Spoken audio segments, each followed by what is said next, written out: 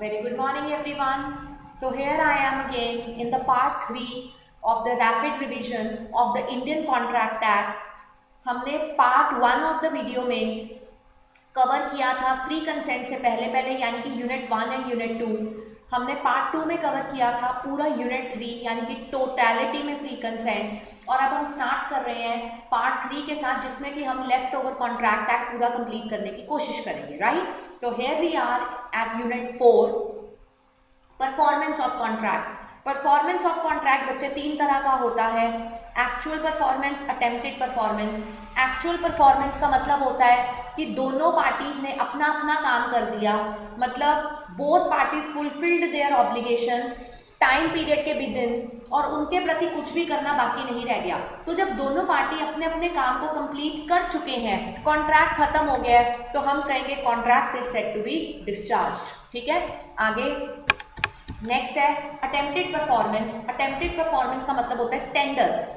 Tender भी इसका नाम होता है. अटेम्प्टेड परफॉर्मेंस का मतलब होता है एक पार्टी ने अपनी परफॉर्मेंस को करने की कोशिश की, बट दूसरी पार्टी ने उसको एक्सेप्ट करने से उस वक्त मना कर दिया. That is called attempted performance.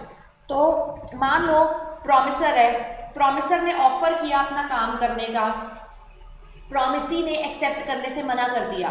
तो अगर promiser furniture 30th of December को डिलीवर करने की डीलिंग हुई थी, वो 30th दिसंबर को फर्नीचर डिलीवर कर रहा है, बट ऑपोजिट पार्टी उसको एक्सेप्ट करने से मना कर रही है, तो इसका मतलब है कि मैंने अपनी तरफ से फर्नीचर डिलीवर करने का अटेम्प्ट पूरा किया, तो मेरी तरफ से इसको क्या नाम दिया जाएगा? Attempted performance. ठीक है, मैं गिल्टी नहीं हूँ, ऑपोजिट पार्टी गिल्टी है.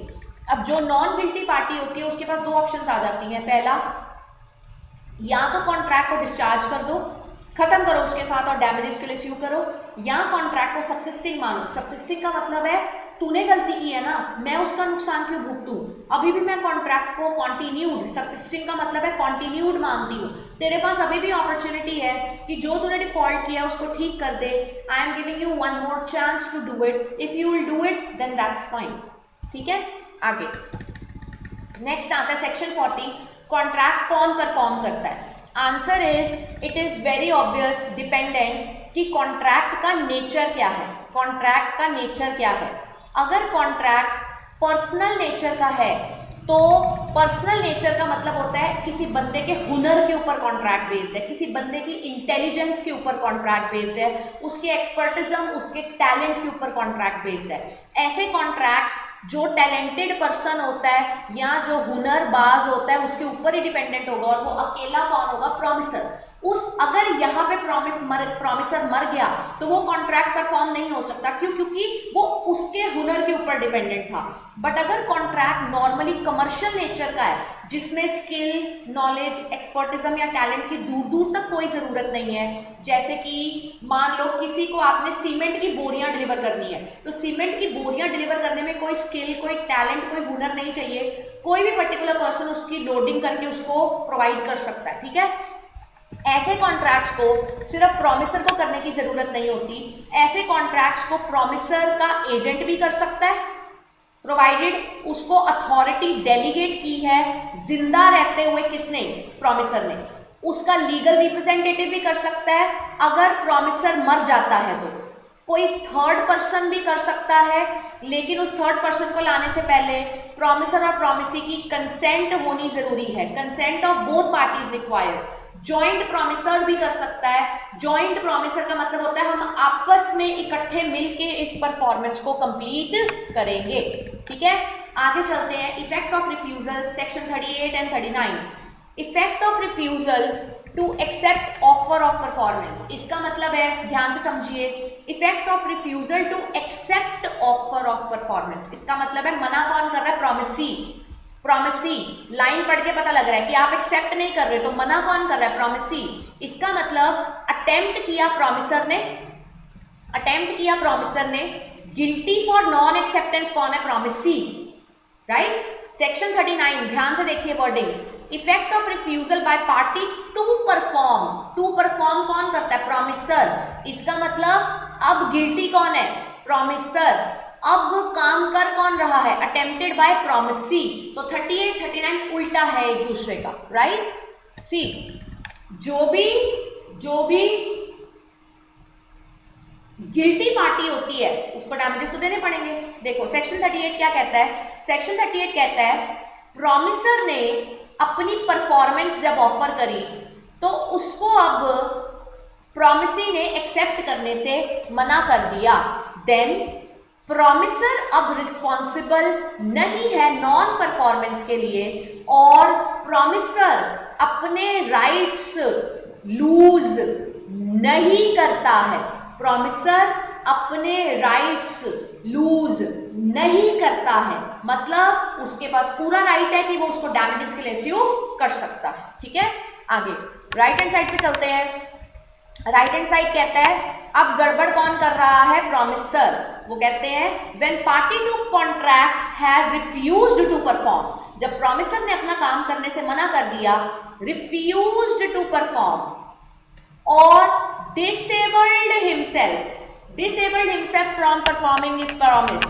अगर आप ध्यान से देखें ये इस वक्त का एक्सपेक्टेड क्वेश्चन है पेपर के लिए, ये इस बार का expected question, I am not saying 100% आएगा बट बहुत ज्यादा चांसेस हैं इस क्वेश्चन के आने के। आपको डायरेक्ट लाइन आ जाएगी where a party has refused to perform और the party has disabled himself from performing, justify the statement कि क्या होगा।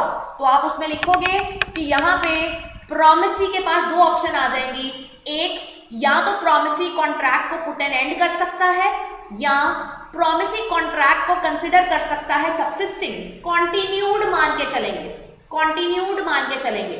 उसका नीचे एग्जांपल दिया हुआ है, आपको वहां पे लिख के आना पड़ेगा। मान लो एक सिंगर थी, उसने कॉन्ट्रैक्ट किया, वो थिएटर में 2 रातें गाती थी एवरी वीक, एक दिन उसने छुट्टी मार ली जिसकी वजह से ओनर को 5,000 रुपए का नुकसान हुआ एज एन एग्जाम्पल। तो अब मैनेजर के ऊपर डिपेंड करता है, सेक्शन 39 कहता है मैनेजर के ऊपर डिपेंड करता है, या तो वो कॉन्ट्रैक्ट को कैंसिल कर दे, मतलब उसको दोबारा सिंगिंग के लिए अपॉइंट ही ना करे और उसका सारा बैलेंस जो बनता है वो क्लियर कर दे, या उसको स्यू करे डैमेजेस के लिए, जो 5,000 का नुकसान हुआ वो उससे लो और उसको कंटिन्यू करवाओ कि हाँ अगली हफ्ते से तो फिर गाने आ जाइयो। इसका मतलब है चाहे 38 हो 39 हो whatever it is, contract never comes to an end at one instance, it is totally your choice. The non guilty party, the one who has attempted the performance is the non guilty party, that non guilty party gets the charge in his hands. उनके पास दो options होती है, one या contract को put an and करो, और अगर आप कॉन्ट्रैक्ट को पुट एन एंड नहीं करना चाहते तो आप उस कॉन्ट्रैक्ट को क्या लेके चलो, सब्सिस्टिंग। आप दोनों के एग्जांपल्स दोगे, प्रॉपर सेक्शन की मार्किंग करोगे, तब जाके आपको इसके प्रॉपर मार्क्स मिलेंगे। ठीक है जी, आगे। और ये एक्सपेक्टेड क्वेश्चन है, आगे चलते हैं। Then comes the topic succession and assignment. Succession and assignment, what does succession mean? Succession का मतलब होता है जो कि डेथ रिलेटेड है। See, succession is something which is death related, something I'm just talking in layman language. Assignment is also something which is lifetime related. ठीक है, basically क्या होता है, बेसिकली जब कोई मर जाता है और उसकी प्रॉपर्टी ऑटोमेटिकली किसी दूसरे के पास चली जाती है, दैट इज सक्सेशन। ठीक है, see, succession on the basis of law है, जब कोई मरेगा तो उसके बिहाफ पे उसका लीगल हायरर आएगा। लीगल हायरर को हम रिप्रेजेंटेटिव भी बोलते हैं। अकॉर्डिंग टू लॉ, लॉ कहता है जब कोई मरता है उस बंदे के बेनिफिट्स प्लस उस बंदे के बर्डन किसके ऊपर चले जाते हैं, उसके लीगल रिप्रेजेंटेटिव के पास। एसेट्स भी लाइबिलिटीज भी किसके पास चली जाती है, लीगल रिप्रेजेंटेटिव के पास। अगर जो बंदा मरा, अगर वो बंदा लाइबिलिटीज ज्यादा छोड़ के मरा है एसेट से, वो तो कहेगा मैं तो फंस गया, एक तो मेरे नाम पे सब कुछ कर गया, ऊपर से कर्जे ज्यादा है। तो ऐसी सिचुएशन में सरकार एक छूट देती है कि अगर आपके सर पे लाइबिलिटी ज्यादा है प्रॉपर्टी वैल्यू से, तो आपके सर पे कर्जा सिर्फ अप टू प्रॉपर्टी वैल्यू ही रहेगा। लेकिन अगर आपकी लाइबिलिटीज इक्विवेलेंट या लेस देन है एसेट की अमाउंट से, तो आपको फुल लाइबिलिटीज पे ऑफ करनी पड़ेगी। ठीक है, तो एज ए रिजल्ट ये एक ऐसा कॉन्सेप्ट है जो तब राइज होता है जब किसी की मौत हो। मौत हो, ठीक है, अब सपोज करो मैं मर जाती हूँ, मेरे बाद मेरा लीगल रिप्रेजेंटेटिव मेरे हस्बैंड है, तो मेरे पास जो रिलायंस के शेयर्स हैं वो ऑटोमेटिकली मेरे हस्बैंड के पास जाएंगे, and that provision is called transmission of shares. Transmission of shares, मैंने जिंदा रहते हुए अपने पति के नाम पे ट्रांसफर नहीं किए, लीगल लॉ के हिसाब से मेरे मरने के बाद वो ऑटोमेटिकली मेरे हस्बैंड के पास चले जाएंगे, that is called transmission of shares, and transmission of shares is linked with succession, ठीक है। राइट हैंड साइड की बात करते हैं, राइट हैंड साइड पे हमारे पास आता है असाइनमेंट। असाइनमेंट कुछ ऐसा होता है जो हम जिंदा रहते हुए करते हैं। जब हम जिंदा रहते हुए हमको जो मुनाफा किसी से मिलना है वही मुनाफा हम किसी और को असाइन कर देते हैं, that is called assignment. It is voluntary basis, इसमें असाइनी इन्वॉल्व होता है। असाइनमेंट सिर्फ बेनिफिट्स के लिए होती है, लाइबिलिटी कभी होता है मेरे सर पे इतनी लाइबिलिटी है मैं तेरे को ट्रांसफर कर रहा हूं, तू पे कर दे, कोई बंदा मानेगा किसी की लाइबिलिटी पे करने के लिए? कभी भी नहीं। तो जिंदा रहते हुए आप अपनी क्या ट्रांसफर करते हो? बेनिफिट। बेनिफिट मतलब एसेट्स, ठीक है। इसलिए लाइबिलिटी का कॉन्सेप्ट यहाँ पे अराइज नहीं होता, और ये लाइफ टाइम कॉन्सेप्ट है। सी, अगर मैं आज मैं जिंदा हूं, आज मैं जिंदा रहते हुए अपने हस्बैंड के नाम पे शेयर्स कर दूं तो वो ट्रांसमिशन नहीं कहलाया जाएगा, that will be called transfer. तो जो तो टॉपिक है transmission of shares, it is linked with succession after death. The topic which is transfer of shares, it is linked with assignment during the lifetime of the particular person, ठीक है। moving on, joint promisor and joint promisee के rules। Joint promisor आता है section 42 में, joint promisee आता है section 45 में, और बाकी के बीच के सेक्शंस कहाँ गए उसमें हम इनके रूल्स पढ़ेंगे, ठीक है। समझो, मैंने बोला जॉइंट प्रोमिसर का मतलब क्या है, मैंने एग्जांपल देके बच्चों को समझाया था कि सपोज करो XYZ 3 बंदे हैं और इन्होंने S से एक लोन लिया 3 लाख रुपए का, इकट्ठा साझा लोन लिया है, तो इसका मतलब है XYZ कलेक्टिवली प्रॉमिस करते हैं कि हम S का पैसा चुकाएंगे। तो XYZ कौन हो गए? Joint promisors to pay back S। This is joint promisor का केस। What about joint promisee? Joint promisee का मतलब है अकेले S ने लोन उठाया 3 लाख का, जिनसे उठाया वो 3 अलग अलग पार्टीज है, लेकिन वो जॉइंट प्रॉमिसीज है XYZ। इसका मतलब है जब XYZ मेरे से एक साथ पैसे मांगेंगे 3 लाख की हमारा लोन वापस कर, तभी मैं वापस करूंगा, नहीं तो नहीं करूंगा। That is the situation of joint promisee, ठीक है। आगे चलते हैं। मैंने दोनों को डिवाइड करके दोनों की सेग्रीगेशन क्लास में करवाई थी डिटेल में, और उसके बाद मैंने आपको बताया था कि क्या होता है। मैंने जो भी यहाँ लिखा है मैं आपको फटाफट रैपिडली बता रही हूँ कि जॉइंट प्रॉमिसर्स के केस में क्या होता है। अगर XYZ की जिम्मेदारी है कि उन्होंने 3 लाख रुपया S का प्रोवाइड करना है, इनमें से कोई मरा जाता है, तो जब कोई मर गया तो ऑटोमेटिकली उसका लीगल रिप्रेजेंटेटिव आएगा। कैसे आएगा? Via succession. अभी हमने पीछे किया है कि जब कोई मरता है तो उसका लीगल रिप्रेजेंटेटिव आता है वाया सक्सेशन। तो जॉइंट प्रॉमिसर्स की डेथ के ऊपर सक्सेशन का कॉन्सेप्ट लगता है, और सक्सेशन का कॉन्सेप्ट कहता है कि जो मरता जाएगा उसका लीगल रिप्रेजेंटेटिव प्लस जो जिंदा है वो सर्वाइवर्स कंटिन्यू होकर उस लाइबिलिटी को पे ऑफ करते रहेंगे, ठीक है जी। तो इसका मतलब है जो जॉइंट प्रॉमिसर्स होते हैं उनकी लाइबिलिटी होती है, very very important, joint and several. वो इकट्ठे भी लाइबल किए जा सकते हैं, उनको अकेले भी लाइबल किया जा सकता है। मतलब अगर XYZ ने S का 3 लाख देना था तो XYZ इकट्ठे भी दे सकते हैं, या S उनमें से किसी एक से भी पेमेंट मांग सकते हैं। जॉइंट एंड सेवरल, इकट्ठे भी लाइबल हो सकते हैं, अकेले अकेले भी लाइबल हो सकते हैं, ठीक है। राइट हैंड साइड पे जॉइंट प्रॉमिसी के केस में वो क्या बोलते हैं? जॉइंट प्रॉमिसी के केस में वो बोलते हैं कि इनकी लाइबिलिटी जॉइंट है बट नॉट सेवरल। मतलब XYZ ने लोन दिया था S को 5 लाख का, जब XYZ इकट्ठे लोन मांगेंगे तो ही S देगा।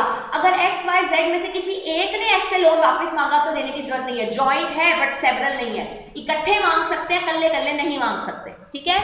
आगे next, unless a contrary intention appears by a contract, if agreement is silent, no contrary intention appears। अब इसका क्या मतलब है? वो कहते हैं नॉर्मली जो ऊपर हमने बोला है कि कोई मरता है तो लीगल रिप्रेजेंटेटिव आ जाता है और लाइबिलिटी जॉइंट एंड सेवरल है, वो बोलते हैं ये सारे कॉन्सेप्ट्स, ये सारे रूल्स तब एप्लीकेबल है जब कोई कॉन्ट्ररी इंटेंशन अपीयर ना करती हो, मतलब आपने कोई ऑपोजिट एग्रीमेंट साइन नहीं किया। अगर एग्रीमेंट साइलेंट है तो हम बोलते हैं नो कॉन्ट्ररी इंटेंशन, मतलब हमने अपोजिंगली कुछ भी साइन नहीं किया। अगर एग्रीमेंट साइलेंट है तो सेक्शन 42 से लेके 45 के रूल्स आपके ऊपर अप्लाई हो जाएंगे। अब बहुत ध्यान से सुनिएगा, अगर जॉइंट प्रॉमिसर्स या जॉइंट प्रॉमिसेस ने कोई रिटन एग्रीमेंट में अपनी टर्म्स एंड कंडीशंस रखी हैं तो वो फिर अपनी टर्म्स एंड कंडीशंस के हिसाब से ही चलेंगे। अगर उन्होंने अपनी कोई टर्म्स एंड कंडीशंस नहीं रखी है यानी कि एग्रीमेंट साइलेंट है, और अगर एग्रीमेंट साइलेंट है तो आपको रूल्स कौन से फॉलो करने पड़ते हैं, सेक्शन 42 से लेके सेक्शन 45 के।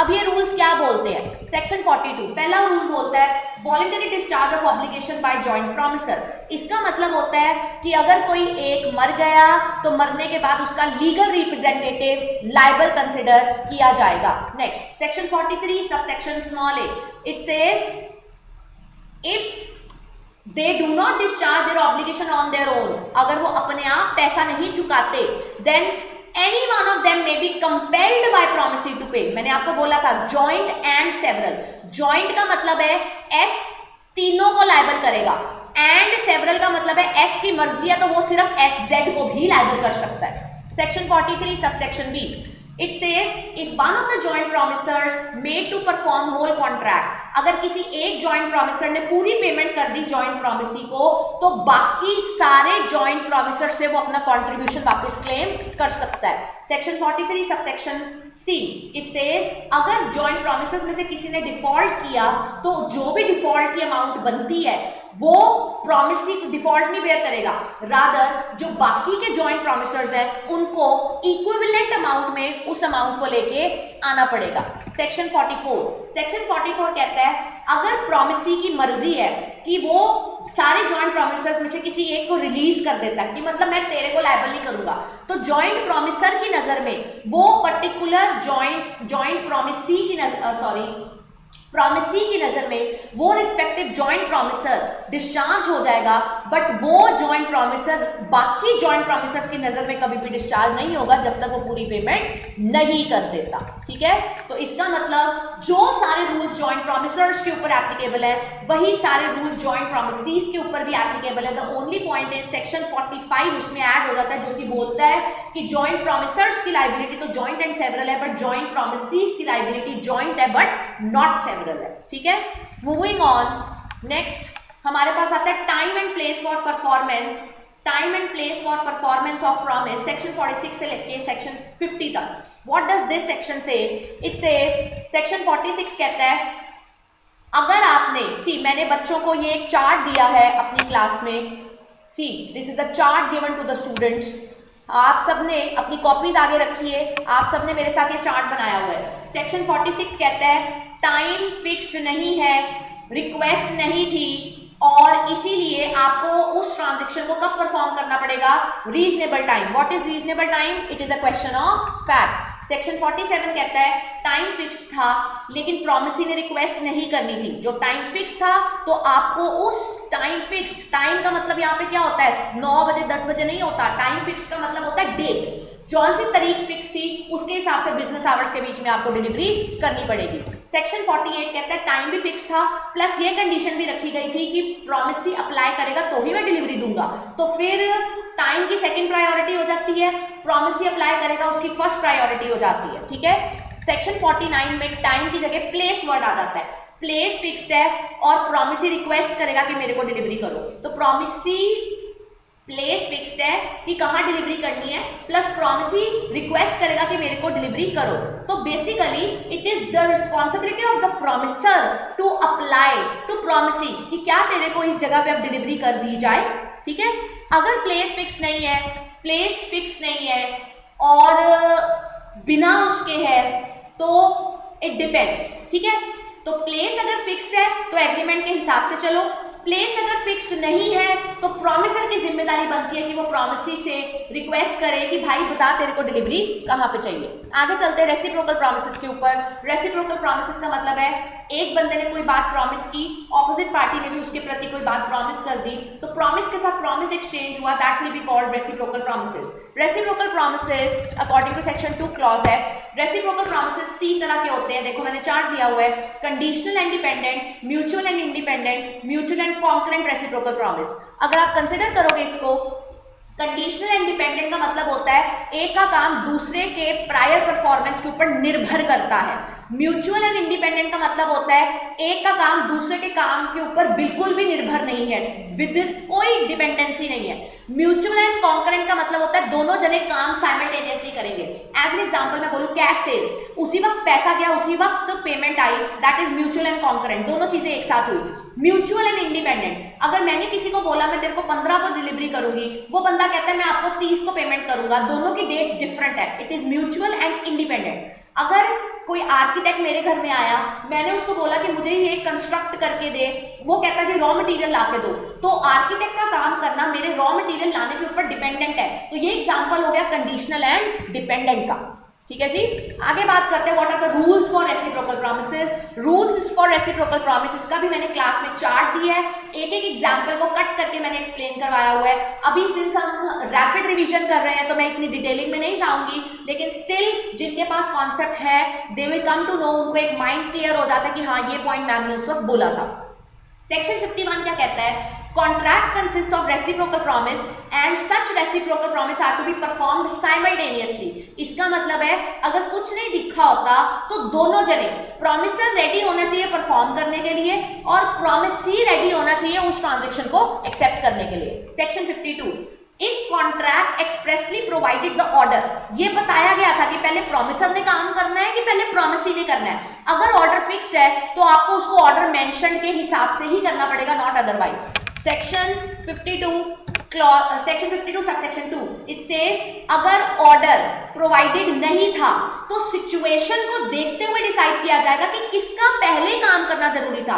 अगर वहां पे ये नहीं लिखा था कि मैं पहले रॉ मटेरियल ला के दूंगी तभी एक बंदा, एक प्लम्बर आके मेरा नलका ठीक करेगा, टैप ठीक करेगा, तो इट इज वेरी ऑब्वियस ना, मेरे को सिचुएशन देख के पता लग रहा है वो मेरे घर के हर नलके को थोड़ी खोलेगा।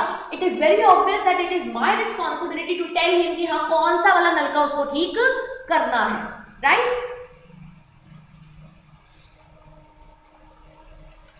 Moving on, section 53, what does section 53 says? It says contracts contain reciprocal promise and the party to the contract prevents the other party from performing his promise। इसका मतलब है दोनों पार्टीज में से कोई एक गड़बड़ पार्टी है, वो दूसरी पार्टी को अपना काम नहीं पूरा करने दे रही, वो उसको अंदर खाते प्रिवेंट कर रही है।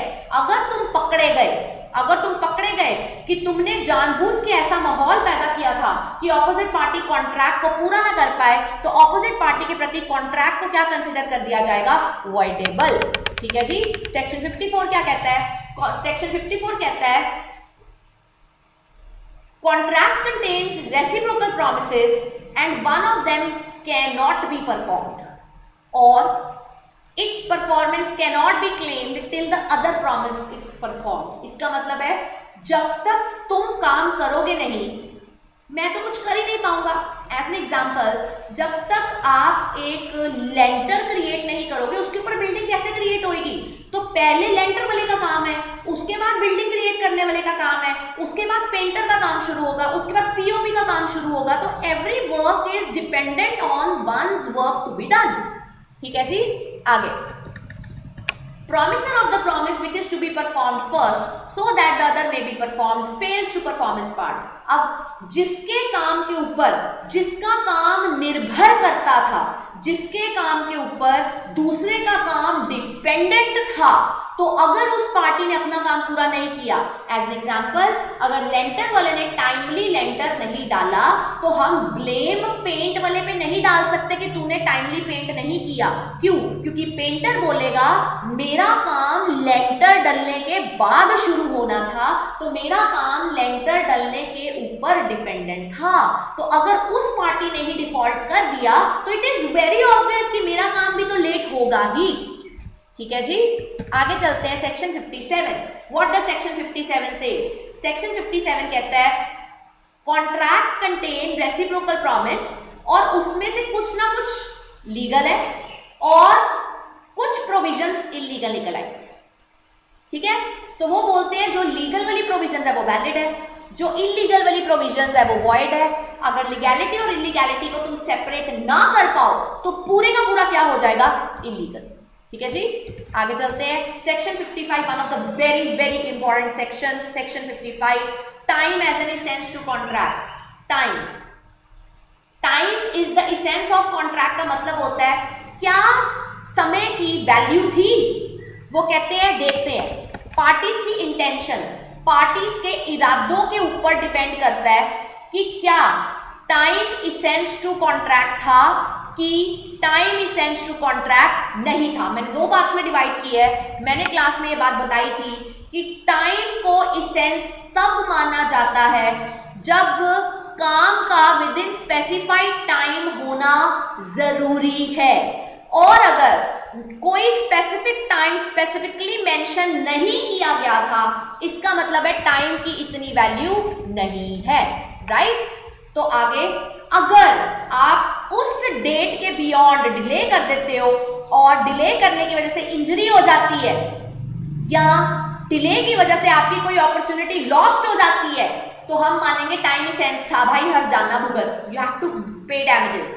अगर डिले की वजह से आपको कोई नुकसान नहीं होता या आपकी कोई अपॉर्चुनिटी लॉस्ट नहीं होती, तो हम बोलेंगे टाइम इसेंस नहीं था। एज एन एग्जांपल, मैंने किसी बंदे को बोला है कि मुझे 100 पॉट्स तैयार करके दे, मैंने 2 अक्टूबर को एग्जीबिशन में शो करने हैं। अब एग्जीबिशन तो 2 अक्टूबर को है ना, वो बंदा मुझे 3 अक्टूबर को डिलीवर कर देता, तो मैंने तो opportunity to sell in the exhibition को लॉस्ट कर दिया। क्या यहाँ पे टाइम इसेंस है? बिल्कुल है जी। क्यों? क्योंकि अपॉर्चुनिटी लॉस्ट हुई है, राइट। इफेक्ट क्या होगा अगर टाइम इसेंस है और अगर एक पार्टी फेल कर जाती है उसको टाइम पे करने के लिए, तो सफरिंग पार्टी के पॉइंट ऑफ व्यू से कॉन्ट्रैक्ट क्या हो जाता है? वॉइडेबल। बट अगर टाइम इसेंस ही नहीं है, टाइम की वैल्यू ही नहीं है, तो it will not be considered to be voidable. ठीक है जी। What about right of compensation? अगर टाइम इसेंस है तो कॉन्ट्रैक्ट तो वॉइडेबल है और जो भी पार्टी सफरिंग पार्टी है उसके पास राइट है कि वो डैमेजेस क्लेम कर सकते हैं।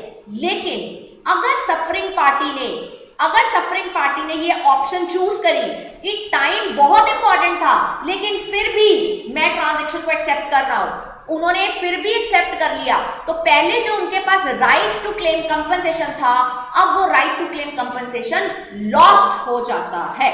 ठीक है जी। आगे चलते हैं। हाउएवर, अगर प्रायर नोटिस आपने दे रखा था कि जो मर्जी हो जाए, अगर मैं डिले में भी एक्सेप्ट कर रहा हूं, टाइम मेरे लिए इंपॉर्टेंट है, लेकिन मैं तेरे से टाइम के बाद भी एक्सेप्ट कर रहा हूं, लेकिन फिर भी मैंने तेरे से डैमेजेस लेने हैं, ये आपने पहले से ही प्रायर नोटिस दिया हुआ था, फिर आपका right to claim damage lost नहीं होता। तो डिपेंड करता है टाइम इसेंस है कि नहीं। मैंने नीचे क्लियरली दिया है कि क्या टाइम इसेंस है कि नहीं। अगर आपको क्वेश्चन को पढ़ के पता नहीं चल रहा तो आप उसका आंसर हमेशा कैसे छोड़ के आओगे? टाइम इसेंस है कि नहीं, ये डिपेंड करता है पार्टीज की इंटेंशन के ऊपर और उस केस के फैक्ट्स और सर्कमस्टांसेस को देखते हुए। अगर आपको किसी भी केस स्टडी को पढ़ के ये पता लगेगा कि सामने वाले बंदे का टाइमली डिलीवरी ना होने की वजह से नुकसान हो गया या सामने वाले बंदे का टाइमली डिलीवरी ना होने से कोई बहुत अच्छी अपॉर्चुनिटी उसके हाथ से निकल गई, तो सेक्शन 55 में आप उसको हिट कर दोगे कि टाइम इसेंस होने था लेकिन पार्टी ने टाइमली उस कॉन्ट्रैक्ट को कंप्लीट नहीं किया। ठीक है जी। तो moving on, next, agreement to do impossible act, section 56। सबसे पहले अगर कोई चीज इम्पॉसिबल इन इटसेल्फ होती है तो वो इम्पॉसिबल मीन्स मैं कभी भी नहीं हो पाऊंगा, चाहे शुरू चाहे बाद। तो समथिंग विच इज इम्पॉसिबल वो तो स्टार्टिंग से ही इम्पॉसिबल है। कोई भी चीज अगर स्टार्टिंग से इम्पॉसिबल होती है तो हम बोलते हैं उसका वॉइड एग्रीमेंट होता है। ठीक है। लेकिन डिपेंड करता है इम्पॉसिबिलिटी कैसी है। क्या वो इम्पॉसिबिलिटी बिगिनिंग में है कि वो इम्पॉसिबिलिटी कॉन्ट्रैक्ट बनने के बाद हुई? अगर वो इम्पॉसिबिलिटी बिगिनिंग में हुई है तो उस इम्पॉसिबिलिटी को हम इनिशियल इम्पॉसिबिलिटी बोलते हैं।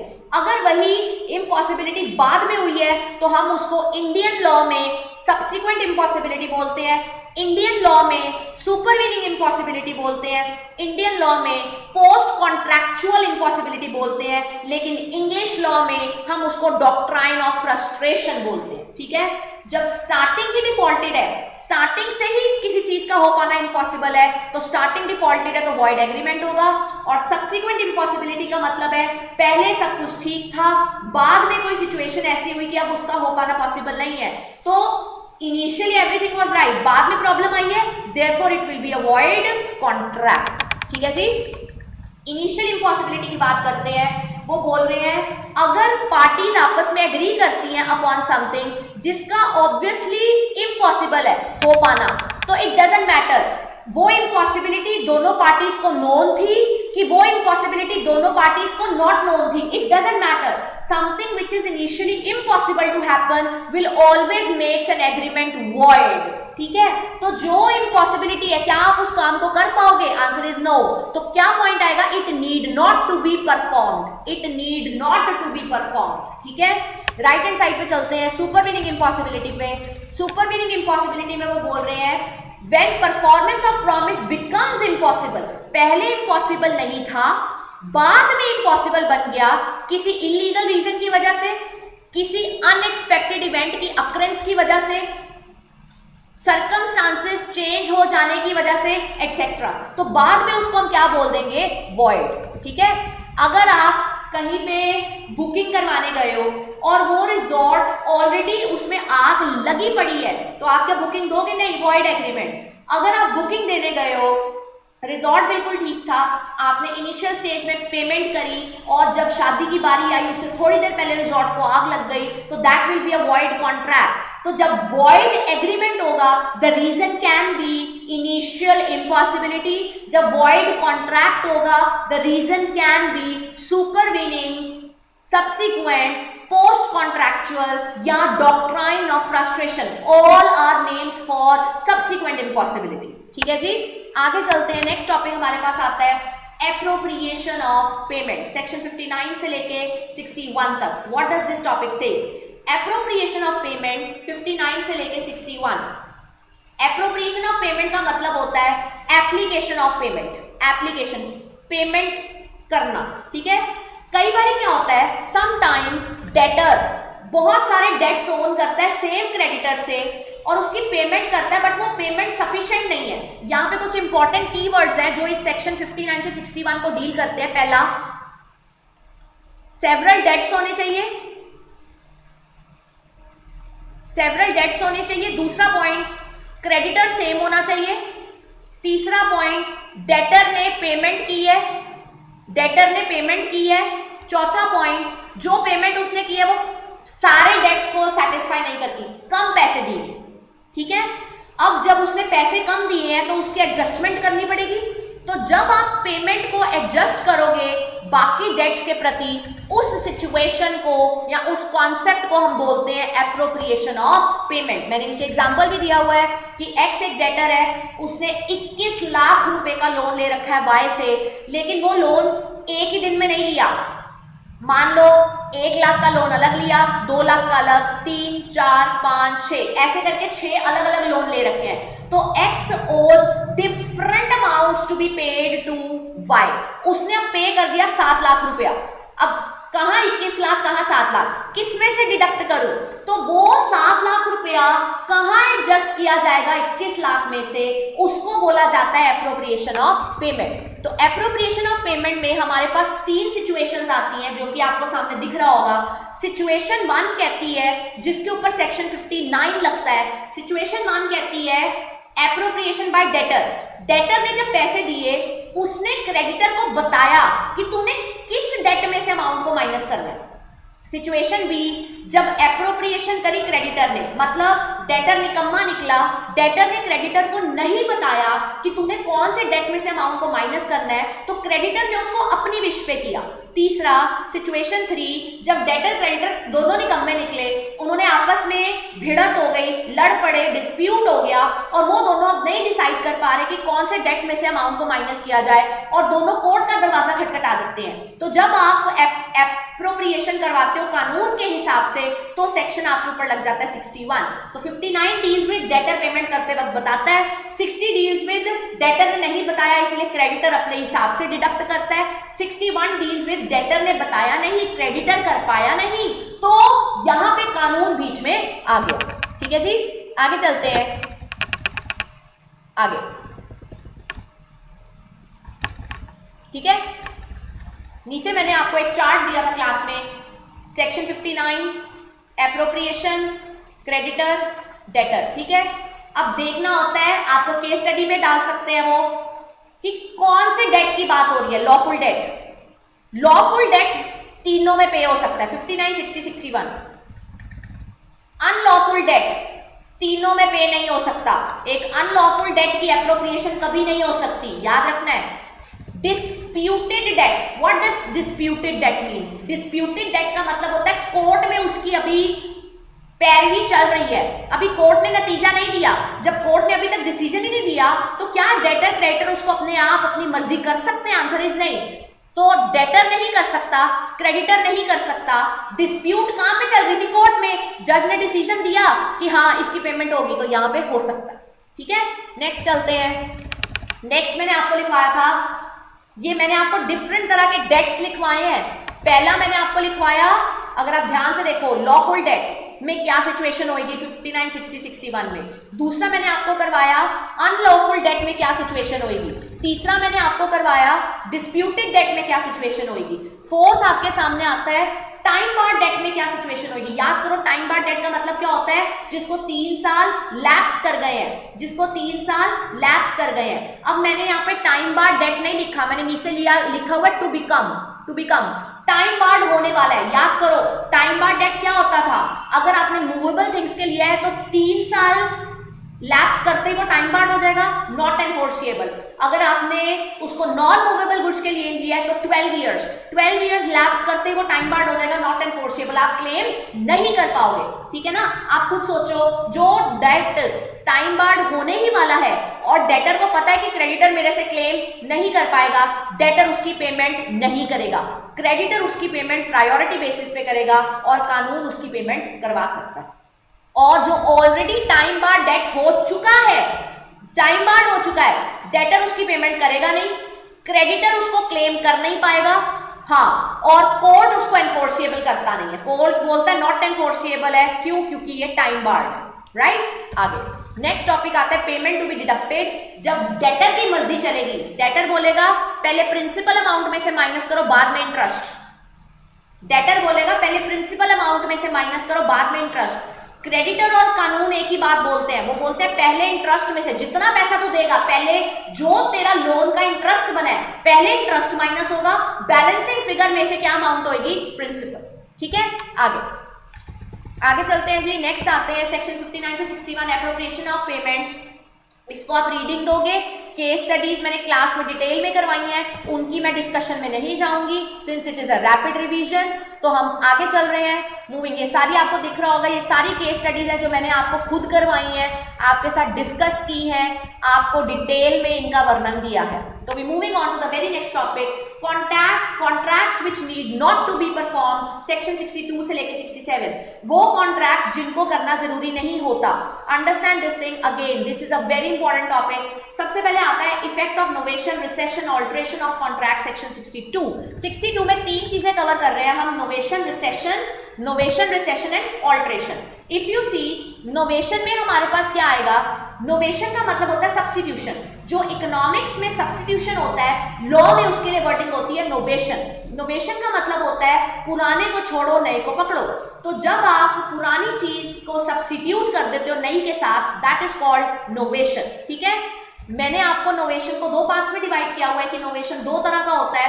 One is called same parties different contract, second is called different parties same contract. ठीक है, सी सेम पार्टीज डिफरेंट कॉन्ट्रैक्ट का क्या मतलब है? सेम पार्टीज डिफरेंट कॉन्ट्रैक्ट, इसका मतलब है एक्स और वाई ने फर्नीचर देना था, अब एक्स और वाई काउज दे रहे हैं, काउज की डीलिंग कर रहे हैं। ठीक है, पार्टी सेम है, कॉन्ट्रैक्ट बदल गया, डिफरेंट कॉन्ट्रैक्ट। ठीक है, तो ओल्ड कॉन्ट्रैक्ट क्या हुआ? एक्स और वाई फर्नीचर दे रहे थे, वो डिस्चार्ज हो गया, it need not to be performed हो गया। न्यू कॉन्ट्रैक्ट कि एक्स और वाई अब गायें बेचेंगे, वो एग्जीक्यूट करना पड़ेगा, it need to be perform, right.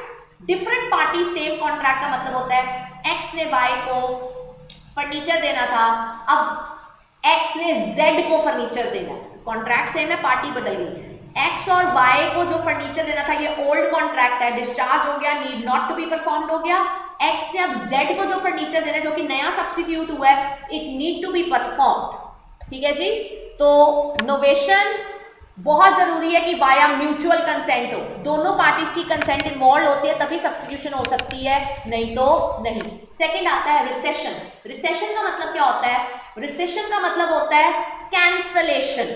Cancellation, तो जब आप किसी कॉन्ट्रैक्ट की कैंसिलेशन कर देते हो that is called recession. New contract existence में आता ही नहीं है, ओल्ड कॉन्ट्रैक्ट खत्म हो जाता है, तो it need not to be perform. तो अगर आपको पेपर में स्पेसिफिकली आ जाता है which contract need not to be perform, तो पहला डालोगे नोवेशन, दूसरा डालोगे रिसेशन, तीसरा डालोगे alteration and so on continue. Alteration क्या होता है? ऑल्ट्रेशन का मतलब होता है ओरिजिनल कॉन्ट्रैक्ट में आपने छोटी मोटी टर्म्स एंड कंडीशंस को चेंज किया, ठीक है।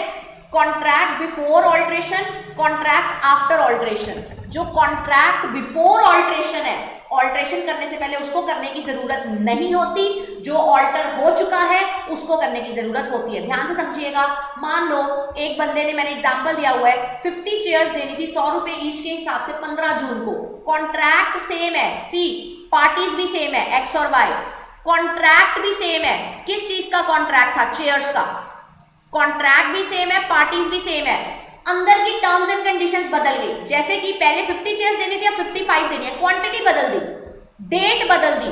तो जब मेन ऑब्जेक्ट सेम है, पार्टीज सेम है, बट आप अंदर की चीजें बदल रहे हो छोटी मोटी, जैसे कि 50 की जगह 51 चेयर्स कर दो, 100 रुपए की जगह 101 कर दो, या डेट थोड़ी सी चेंज कर दो, तो जब आप अंदर के मटेरियल को चेंज करते हो दैट इज कॉल्ड ऑल्ट्रेशन, ठीक है।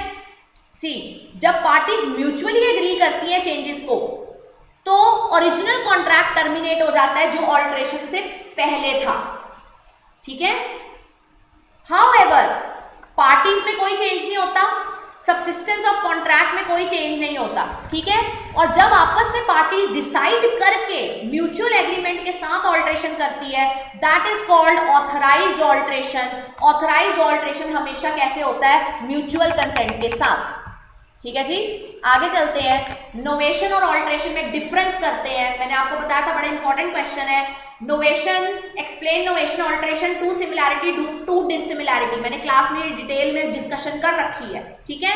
नोवेशन और ऑल्ट्रेशन, नोवेशन में पूरी सब्स्टिट्यूशन होती है, ऑल्ट्रेशन में सिर्फ टर्म्स चेंज होती है।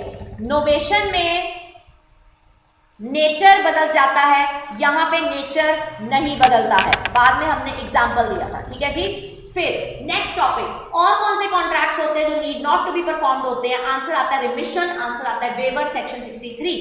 हर पर्सन को अगर आप क्या करते हो, कम देते हो, कम, रिमिशन का मतलब होता है लेसर, लेसर, काम कम, पैसा कम। सी, 10 कमरे का 100 रुपया, 10 कमरे करेगा तो 100 रुपया, तो एवरेज निकाले तो एक कमरे का 10 रुपया हो गया। 15 कमरे करेगा तो 120 रुपया। सी, क्या किया आपने? काम बढ़ा दिया, पैसे एवरेज में कम कर दिए, दिस इज रिमिशन।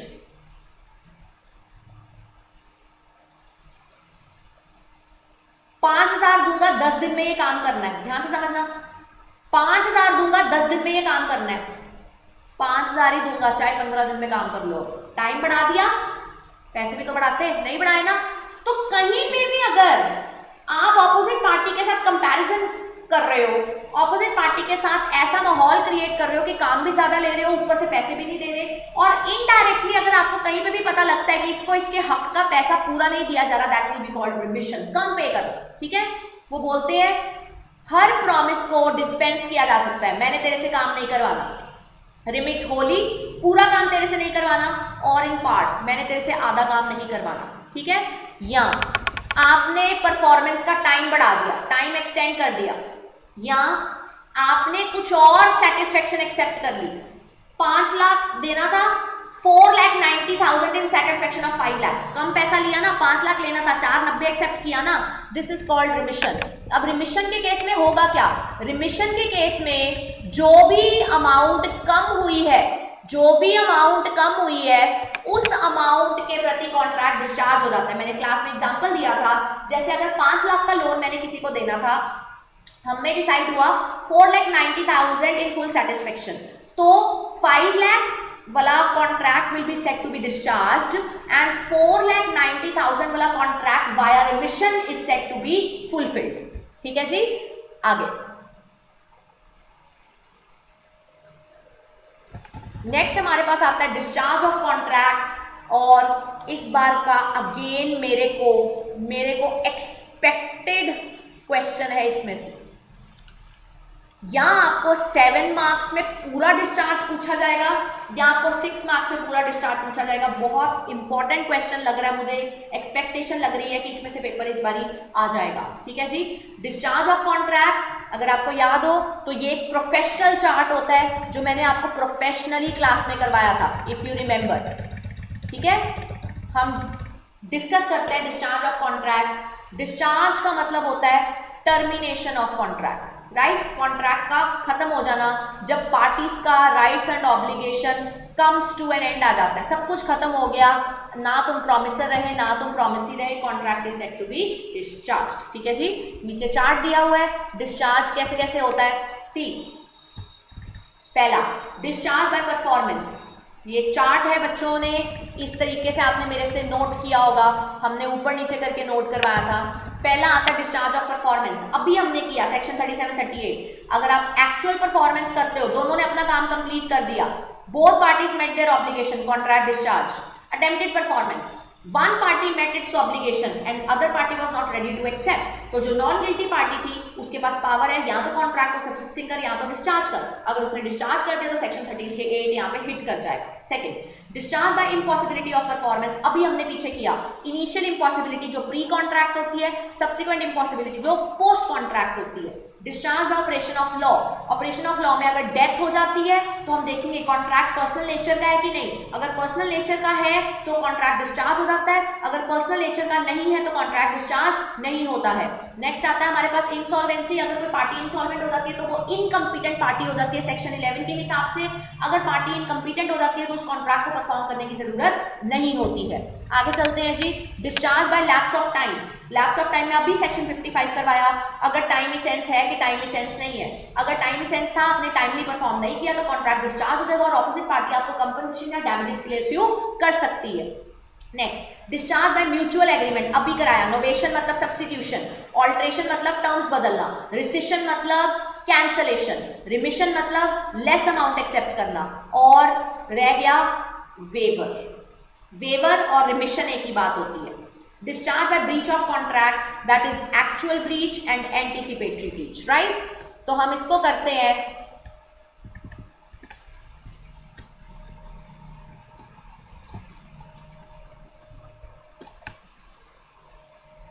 ये जो ऊपर मैंने आपको चार्ट दिया है, एक्चुअल ब्रीच और एंटीसिपेटरी ब्रीच, इस एक्चुअल ब्रीच और एंटीसिपेटरी ब्रीच को हम डिटेल में डिस्कस करेंगे। ठीक है, एक्चुअल ब्रीच और एंटीसिपेटरी ब्रीच को हम डिटेल में डिस्कस करेंगे कि एक्चुअल ब्रीच और एंटीसिपेटरी ब्रीच क्या होता है, राइट। ये सारा टॉपिक है supervening impossibility, an excuse not an excuse. इसको मैं नहीं करवा रही, आगे चल रहे हैं सीधा हम। सी, यहां से मैं आपको करवा रही हूं breach. What does breach means? Breach means failure. Failure, एक पार्टी अगर काम नहीं करती तो लॉ में हम बोलेंगे कि इसने अपना ट्रांजैक्शन कंप्लीट नहीं किया, तो हम उसको नाम क्या दे देंगे? हम उसको नाम दे देंगे कि उसने ब्रीच कर दिया, राइट। Just a minute.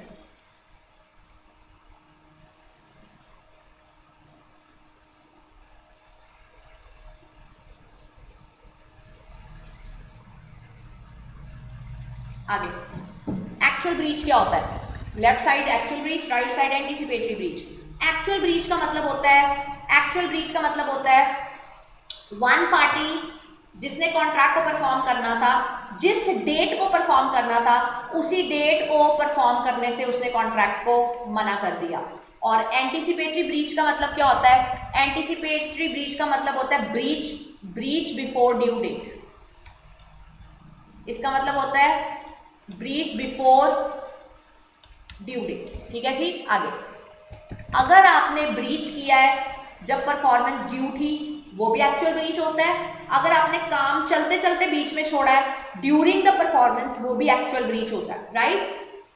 अगर आपने ड्यू डेट से पहले किया और बता के किया, ओरल या रिटन, तो वो एंटीसिपेटरी ब्रीच एक्सप्रेस्ड मैनर होता है। और अगर आपने ड्यू डेट से पहले किया बट बिना बोले या बिना लिखे किया तो वो एंटीसिपेटरी ब्रीच इन इम्प्लाइड मैनर होता है वाया कंडक्ट। ठीक है, अब जब ब्रीच, अब आप एक्चुअल ब्रीच जब करते हो तो ब्रीच डेट और ड्यू डेट सेम होती है। मतलब 30 तारीख को फर्नीचर डिलीवर करना था, 30 की सुबह फोन कर दिया कि मैं फर्नीचर डिलीवर किसी रीजन की वजह से नहीं कर सकता, that will B actual breach. और एक्चुअल ब्रीच में ड्यू डेट और ब्रीच डेट सेम होती है। एंटीसिपेटरी ब्रीच का मतलब होता है आपने ड्यू डेट से पहले बताया, मान लो 30 को फर्नीचर डिलीवर करना था, आपने 25 को बता दिया कि मैं फर्नीचर डिलीवर नहीं कर सकता, तो ब्रीच डेट है 25, ड्यू डेट थी 30th। तो ड्यू डेट और ब्रीच डेट यहाँ पे सेम नहीं होती, रादर ब्रीच डेट यहाँ पे प्रिसीड करती है ड्यू डेट को। ब्रीच डेट हमेशा पहले आएगी एंटीसिपेटरी ब्रीच में। ठीक है जी, बहुत इंपॉर्टेंट टॉपिक है,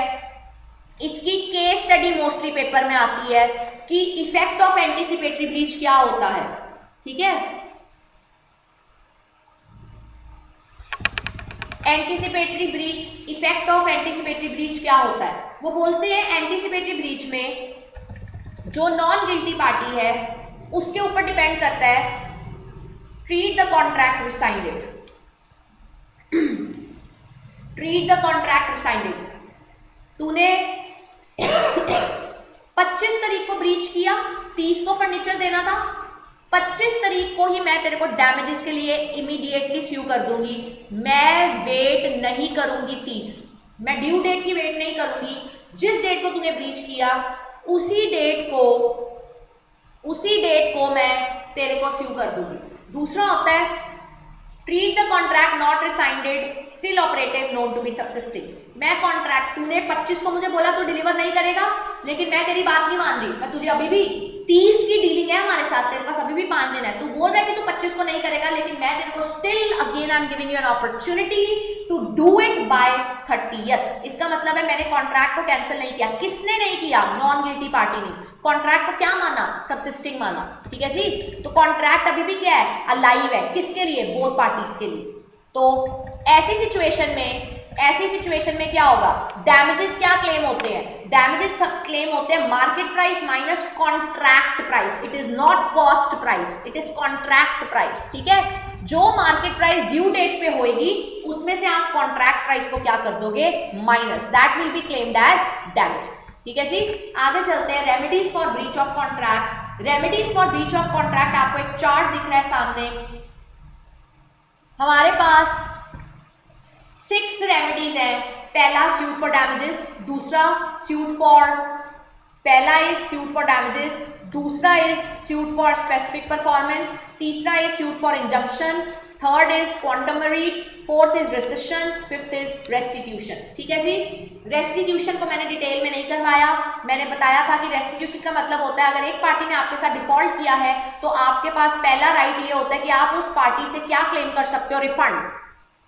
रिफंड को अर्नेस्ट मनी भी बोलते हैं। रिसिशन हम कर चुके हैं ऑलरेडी। रिसिशन का मतलब क्या होता है? कॉन्ट्रैक्ट को कैंसिल कर देना, राइट। इन चारों को मैंने डिटेल में करवाया हुआ है, suit for damages, specific performance, injunction and quantum रीट। एक एक करके करते हैं जी। सूट फॉर डैमेजेस, डैमेजेस क्या होते हैं? जब कोई पार्टी ब्रीच करती है और उस ब्रीच की वजह से उसने आपके कॉन्ट्रैक्ट को ब्रेक किया, उस कॉन्ट्रैक्ट को तोड़ने के बदले में जो कंपनसेशन उससे आप डैमेज के तौर पे चार्ज करते हो, दैट इज कॉल्ड डैमेजेस। ठीक है, डैमेजेस की किस्में कौन सी होती है मैंने लिखा हुआ है। डैमेजेस ऑर्डिनरी, स्पेशल होते हैं, विंडिक्टिव, नॉमिनल, डिले और प्री फिक्स्ड डैमेजेस होते हैं। एक एक करके बात करते हैं।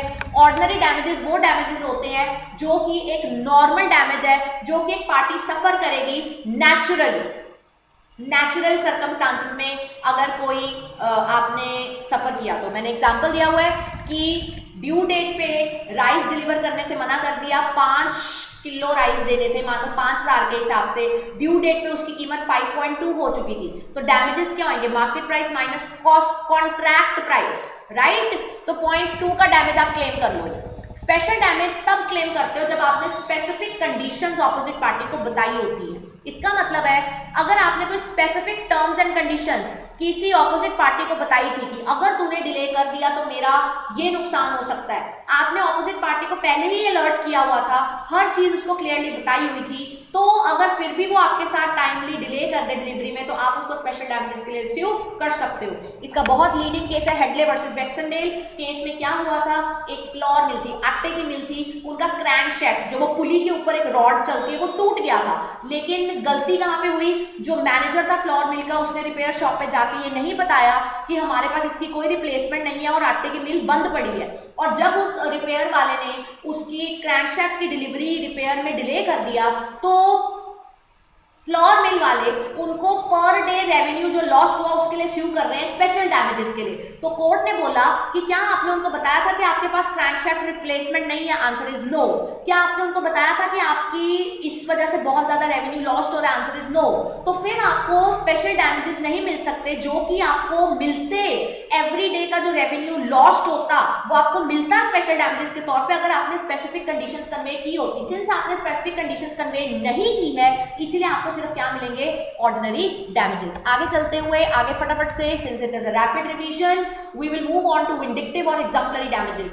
विंडिक्टिव और एग्जाम्पलरी डैमेजेस वो डैमेजेस होते हैं जिसमें आपका मकसद ऑपोजिट पार्टी से फाइनेंशियली लॉस को कवर नहीं करना होता, आपका मकसद ये होता है कि इसको जेल होनी चाहिए या इसको पनिशमेंट होनी चाहिए, मतलब सजा मिले किसी भी तौर पे।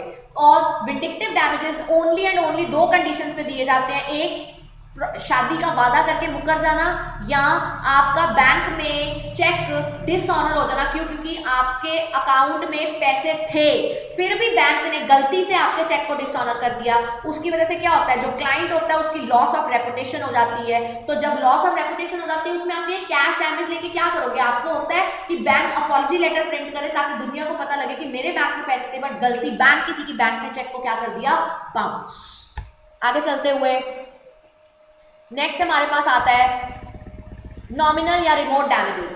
नॉमिनल या रिमोट डैमेजेस वो डैमेजेस होते हैं जो कि आप इनफैक्ट एक्चुअल में रियली में सफर नहीं किए होते, बट कोर्ट कहता है कि क्योंकि ऑपोजिट पार्टी ने कॉन्ट्रैक्ट को तोड़ा है तो उसको पता होना चाहिए कि मुझे कोर्ट की कार्रवाई के थ्रू जाना पड़ेगा।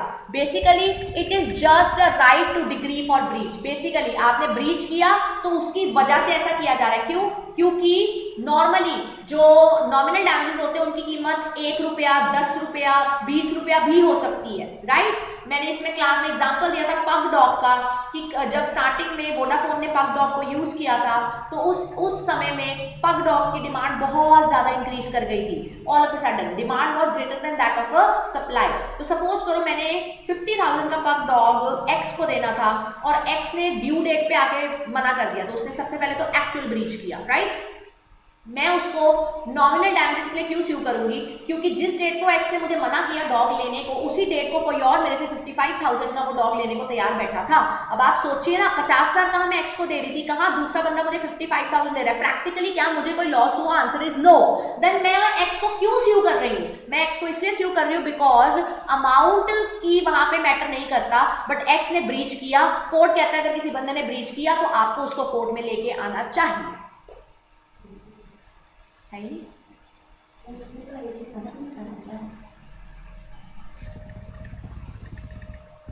Next, damages for deterioration cause due to delay. अगर डिले हो गई, डिट्योरेशन हुई रस्ते में सामान खराब हो गया तो देखा जाएगा कैरियर कौन था, क्या कोरियर कंपनी थी, कौन था, जो सामान रस्ते में लेके जा रहा है डिट्योरेशन की जिम्मेदारी उसकी। आगे चलते हैं, बहुत इंपॉर्टेंट है pre fixed damages. Pre fixed damages का मतलब होता है ये वो डैमेजेस है जो कॉन्ट्रैक्ट में स्टिपुलेटेड थे, कॉन्ट्रैक्ट में ऑलरेडी लिखे हुए थे कि अगर आपने ब्रीच किया तो आपको इतने अमाउंट के डैमेजेस देने पड़ेंगे। प्री फिक्स्ड डैमेज दो तरह के होते हैं, एक जिनको की बोला जाता है लिक्विडेटेड डैमेजेस और एक जिनको की बोला जाता है पेनल्टी। अगर आपकी अमाउंट रीजनेबल है वो लिक्विडेटेड डैमेजेस है, अगर आपकी अमाउंट ओवर एंड अबव है तो वो पेनल्टी है। सिंपल एग्जांपल फंडा मैं आपको बताती हूँ। आपने हमेशा देखना है कॉन्ट्रैक्ट की प्राइस कितनी है। अगर कॉन्ट्रैक्ट की वर्थ 5 लाख की है, अगर आप डैमेज की अमाउंट 5 लाख या उसके विद इन डाल रहे हो तो वो लिक्विडेटेड डैमेजेस होते हैं। अगर आप किसी को बोलते हो कि तुमने टाइमली पेमेंट नहीं की तो तुझे 5% का इंटरेस्ट देना पड़ेगा, मतलब over and above the contract price जा रहे हो तो वो हमेशा क्या होता है, पेनल्टी होता है जी, ठीक है। तो बेसिकली लिक्विडेटेड डैमेजेस जेन्युइन होते हैं, पेनाल्टी जेन्युइन नहीं होता। लिक्विडेटेड डैमेजेस फेयर होते हैं, पेनाल्टी नहीं होता। लिक्विडेटेड डैमेजेस में ऑब्जेक्ट क्या होता है, लॉस को सेटल करना। पेनाल्टी में ऑब्जेक्ट क्या होता है, डर, टेरर क्रिएट कर देना कि वो बंदा थर थर कांपे कि नहीं भाई मैं तो टाइमली कॉन्ट्रैक्ट को कंप्लीट करूंगा। ठीक है जी, आगे चलते हुए we are not doing the case study.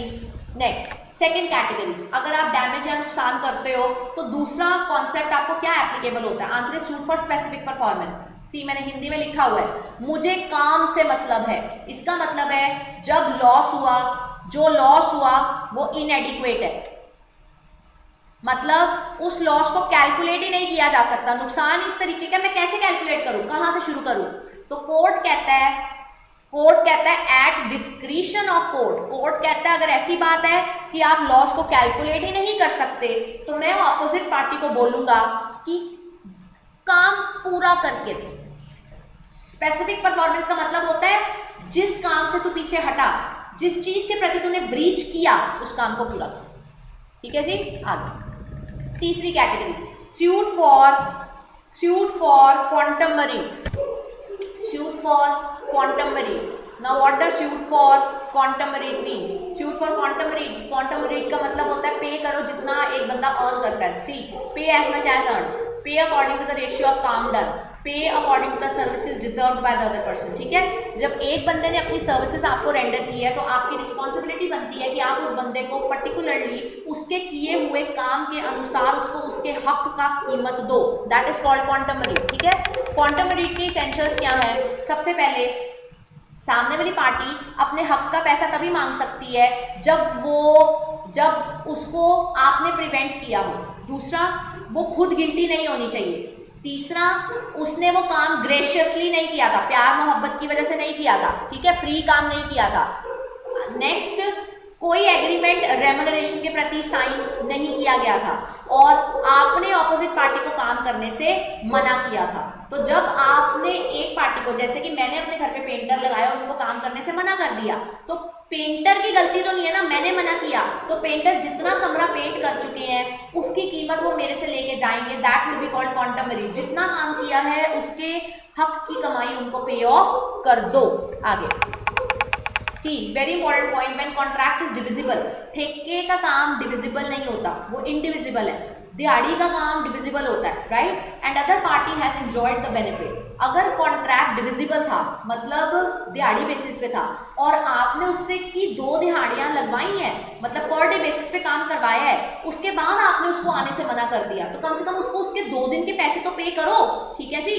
When an indivisible contract for lump sum is completely performed but badly, ठेके का काम था, 50,000 रुपए का ठेका हो रखा था, मैंने काम देखा, पूरा काम उसने कर दिया बट बहुत गंदा किया। वो कहते ठीक है, किया तो है ना, कुछ तो दो। तुम ये नहीं कह सकते काम तूने कर दिया, अच्छा नहीं किया, ठेके का काम था, तूने काम बिगाड़ दिया। See since he did something, pay him something, that is called quantum meruit. ठीक है, आगे क्वांटम मेरिट कब ऑपोजिट पार्टी क्लेम नहीं करेगी। सोचो, पेंटर को अपनी आंखों के आगे रखो, पेंटर अपनी हक की कमाई मेरे से कब नहीं ले पाएगा। आंसर इज अगर उसने ठेके का काम किया हुआ। दूसरा, अगर पेंटर खुद गिल्टी निकल आया। तीसरा, पेंटर मेरा मामा था, उसने फॉर लव ऐसे ही पेंट कर दिया, उसने मेरे से पैसे लेने की कभी बात ही नहीं की। ठीक है जी, आगे नेक्स्ट आता है सूट फॉर इंजंक्शन। इंजंक्शन का मतलब होता है stopping the wrong person from doing wrong. तूने खुद मुझसे वादा किया था कि तुम ये काम नहीं करोगे, तुमने ऐसा एग्रीमेंट भी किया था, आज क्योंकि तुम वो गलत काम करने जा रहे हो, तुमने खुद प्रॉमिस किया था कि तुम नहीं करोगे, तो मेरे पास पूरा हक है कि मैं तुमको रोक सकती हूँ। सी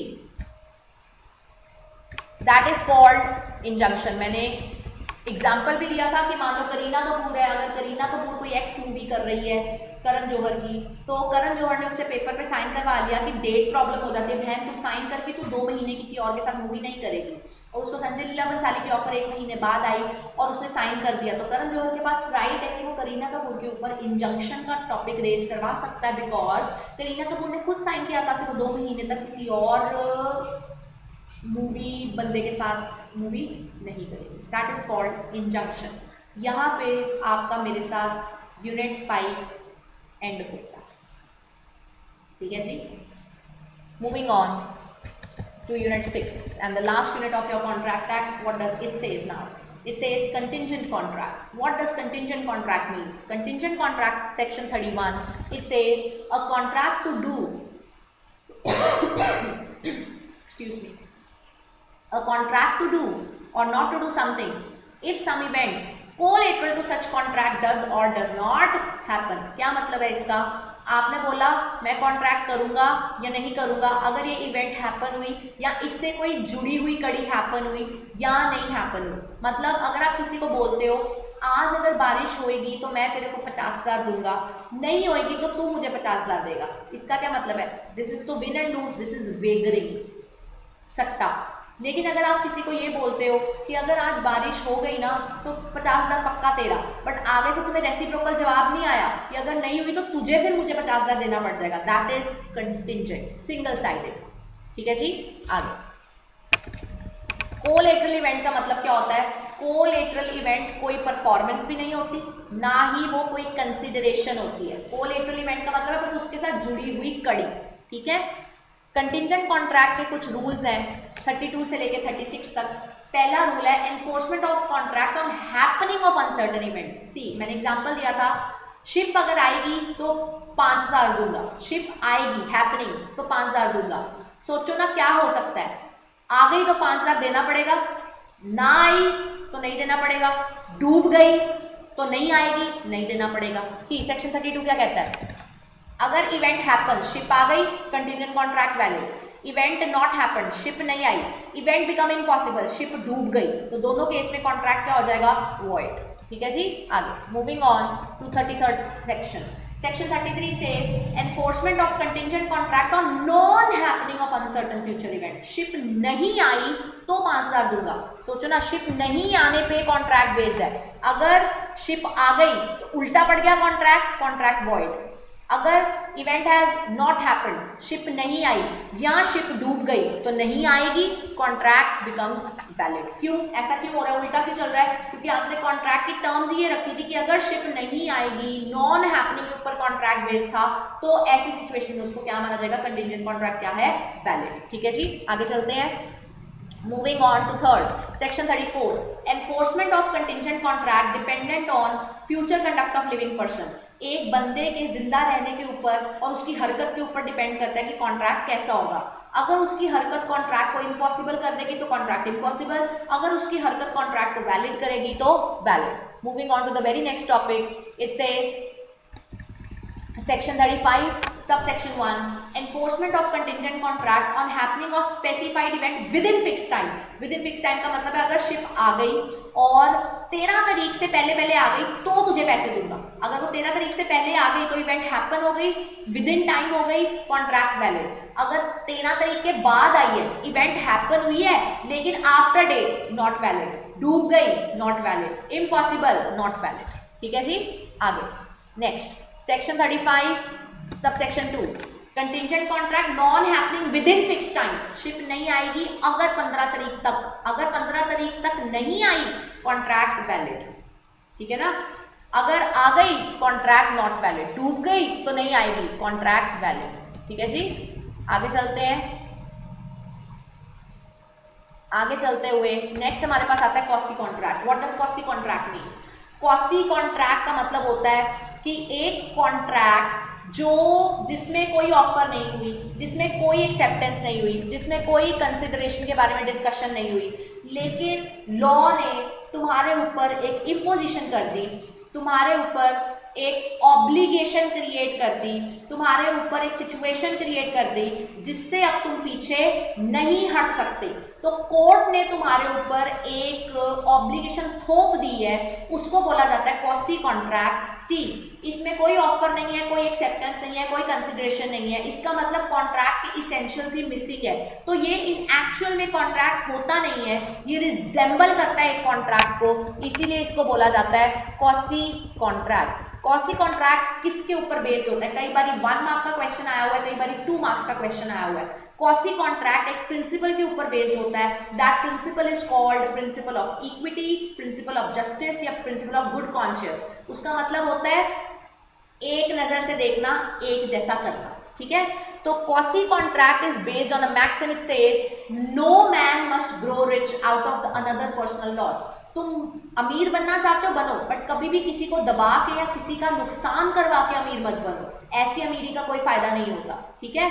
तो अगर मान लो कोई आर्किटेक्ट है, उस आर्किटेक्ट ने अडल्ट्रियस मटेरियल यूज किया, यानी कि मिलावट वाला सामान यूज किया उसने, और उसकी वजह से एक फ्लाईओवर गिर गया, तो फ्लाईओवर के नीचे मान लो कुछ लोग दब गए। अब कोर्ट ने जब उसकी सुनवाई हुई, कोर्ट ने बोला जितने लोग फ्लाईओवर के नीचे दबे हैं, आर्किटेक्ट उनकी फैमिलीज को 5-5 लाख रुपया प्रोवाइड करेगा। अब आप मुझे बताओ, क्या आर्किटेक्ट ने ऑफर किया? नहीं। एक्सेप्टेंस था? नहीं। ये एक सिचुएशन है जो all of a sudden create हो गई और कानून ने आपके ऊपर एक सिचुएशन ऑलरेडी इम्पोज कर दी, तो आप बोलोगे कि आर्किटेक्ट के ऊपर कानून द्वारा क्वासी कॉन्ट्रैक्ट क्रिएटेड हुआ है कि आर्किटेक्ट को पर फैमिली 5 लाख रुपया प्रोवाइड करना पड़ेगा। क्यों? क्योंकि उसके ऊपर इल्जाम आता है कि उसने फ्लाईओवर बनाने में एडल्टेरियस मटेरियल को यूज किया। ठीक है जी, moving on. What are the features of quasi contract? Quasi contract mostly right of money से रिलेटेड होता है। ये तब राइज होता है जब लॉ इसको इम्पोज करता है, ठीक है, और ये एक ऐसा राइट है जो अवेलेबल नहीं होता होल वर्ल्ड के लिए, ये पर्सनल राइट है। इसीलिए बोला जाता है that it is right in rem, it is right in rem. जो पर्सनल राइट होता है उसको बोला जाता है राइट इन, जो पर्सनल राइट होता है उसको बोला जाता है राइट इन पर्सोनम। जो वर्ल्ड के प्रति राइट होता है that is called right in rem. तो जब जज कोई डिसीजन दे रहा है तो वो सारी दुनिया के प्रति दे रहा है, ठीक है। जज जो डिसीजन दे रहा है वो सारी दुनिया के प्रति दे रहा है, but it creates one on one link with architect and that particular family. तो क्वासी कॉन्ट्रैक्ट में हमेशा राइट इन पर्सोनम क्रिएट होता है, वैलिड कॉन्ट्रैक्ट्स में हमेशा राइट इन रेम क्रिएट होता है। ठीक है जी, आगे moving on to the types of quasi contract 68 से लेके 72 तक। 68 नेसेसरी सप्लाई। 68 क्या बोलता है? सेक्शन 68 बोलता है कि माइनर, मैंने यहाँ पे लिख दिया है डन बिफोर, मैंने क्लास में नहीं करवाया था लेकिन स्टिल मैं डिस्कस कर रही हूँ क्योंकि ये रैपिड रिवीजन है। मैंने बोला था कि माइनर नेसेसरीज के लिए लायबल किया जा सकता है, बट माइनर पर्सनली लायबल नहीं होता, माइनर की हमेशा एस्टेट लायबल होती है।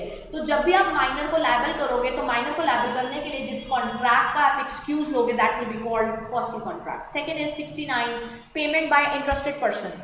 पेमेंट बाय इंटरेस्टेड पर्सन के केस में क्या होता है? मैंने आपको एग्जांपल देके समझाया था कि मान लो मेरा एक रेस्टोरेंट है और वो रेस्टोरेंट मेरा नहीं है, मैंने रेंट पे ले रखा है गौतम सर से और बहुत सालों से चल रहा है, बहुत अच्छा चल रहा है। अब पता लगा कि गौतम सर ने रेंट उसका टैक्स नहीं पे किया और इनकम टैक्स वालों ने उनको बोला कि अगर आपने टाइमली टैक्स पे नहीं किया तो हम इसकी नीलामी कर देंगे। अब सर से ज़्यादा टेंशन मुझे होगी because my restaurant is running really well on that land. तो मैं कौन हो गई? मैं हो गई एक इंटरेस्टेड पर्सन। सर कौन हो गए? Another who is bound. उन्होंने पे करना था लेकिन पे मैंने कर दिया, इंटरेस्टेड पर्सन पेज इट। मैं इंटरेस्टेड थी सर का टैक्स पे करने में ताकि लैंड ना जाए और मेरा रेस्टोरेंट भी चलता रहे क्योंकि मैंने रेंट पे ले रखा था। सर के बिहाफ पे मैंने पे कर दिया। अब मेरे और सर के बीच में क्वासी कॉन्ट्रैक्ट क्रिएट करवाएगा कोर्ट कि जो सलोनी ने गौतम सर का टैक्स पे किया है उसके प्रति रीइंबर्स वापस करेंगे गौतम सर सलोनी को। उसके प्रति जो कॉन्ट्रैक्ट साइन होगा सेक्शन 69 के under that will be called quasi contract. Next turns out to be section 70 obligation of person in joint benefits of non-gratuitous act. Gratuitous act means love, out of love. Non-gratuitous act means व्यापार, काम प्यार के लिए नहीं किया, काम व्यापार के लिए किया। ठीक है, अगर कभी भी कोई बंदा किसी के लिए लॉफुली कुछ करता है, one person is doing something for another person, but वो बंदा जो भी काम कर रहा है वो ग्रेशियसली नहीं कर रहा, प्यार के तौर पे नहीं कर रहा, व्यापार के तौर पे कर रहा है। ठीक है, आपने उस बंदे के सामान का बेनिफिट यूज किया तो आपको कंपनसेशन पे करनी पड़ेगी। एज एन एग्जांपल मान लो होता है ना, मान लो मेरा घर था 1000 गज में, भाइयों में लड़ाई हुई, आधा आधा बेच दिया, 500 गज मेरे पास है, 500 गज किसी और को बेच दिया, लेकिन पूरे घर का नंबर तो एक ही रहेगा 188A, घर का नंबर तो एक ही रहेगा 188A, ये भी है 188A, वो भी है, क्योंकि एक घर 2 पार्ट्स में डिवाइड हुआ, राइट। अगर ऐसा कभी भी हो तो मान लो कोरियर आना मेरे घर पे था, चला उस घर पे गया, क्यों एक्सेप्ट किया जब आपको पता था कि सलोनी नाम तो साथ वाले घर का है? क्यों एक्सेप्ट किया? खोला भी और टॉफियां खा भी ली। तो मैंने कोई प्यार से थोड़ी आपके घर में वो कोरियर डिलीवर करवाया था। Now since you have consumed my chocolates you are suppose to pay me. ठीक है जी। आगे, responsibility of finder of lost goods. अगर कभी भी किसी बंदे को किसी दूसरे बंदे का पड़ा हुआ सामान मिलता है किसी दूसरे को, अगर वो उस सामान को अपनी कस्टडी में ले आता है तो उसकी रिस्पॉन्सिबिलिटी बन जाती है एज अ बेली। वो ओनर को ढूंढने की कोशिश करता है, ओनर के मिल जाने पे वो ओनर को कहता है कि मैंने तेरे सामान की केयर टेकिंग की, उसके लिए तू मुझे पे ऑफ कर। लेकिन ओनर जब मिला तो वो ओनर मिला लेकिन रिफ्यूज कर दिया पे करने से। ठीक है, या ओनर मिल ही नहीं पाया, या सामान पेरिशेबल नेचर का है, या जज ने जो अमाउंट निकाली वो 2/3 of the value of goods के इक्विवेलेंट या उससे ज्यादा है। तो ऐसी सिचुएशन में आपके पास पावर आती है कि चाहे आप फाइंडर ऑफ लॉस्ट गुड्स हो, आप ओनर नहीं हो, बट इन 4 पॉइंट्स में से किसी भी पॉइंट की वजह से आपको पावर आ जाएगी कि आप नॉन ओनर हो जाने के बावजूद भी गुड्स को रिटेन अपने पास करके रख सकते हो। लास्ट पॉइंट है section 72, money paid by mistake और अंडर कॉर्जन। अगर किसी बंदे ने आपसे पैसे लिए हैं कॉर्जन में या बाय मिस्टेक गए हैं तो उसका वापस आपके पास आना जरूरी है। कॉर्जन में वापस आपके पास आएगा, मिस्टेक में वापस आपके पास आएगा। तो जो वापस आने के लिए कॉन्ट्रैक्ट क्रिएट होएगा that will be called costly contract. ठीक है जी। यहाँ पे आपका मेरे साथ कॉन्ट्रैक्ट एक्ट एंड होता है। So we have finished contract act in 3 parts, part 1, part 2, part 3।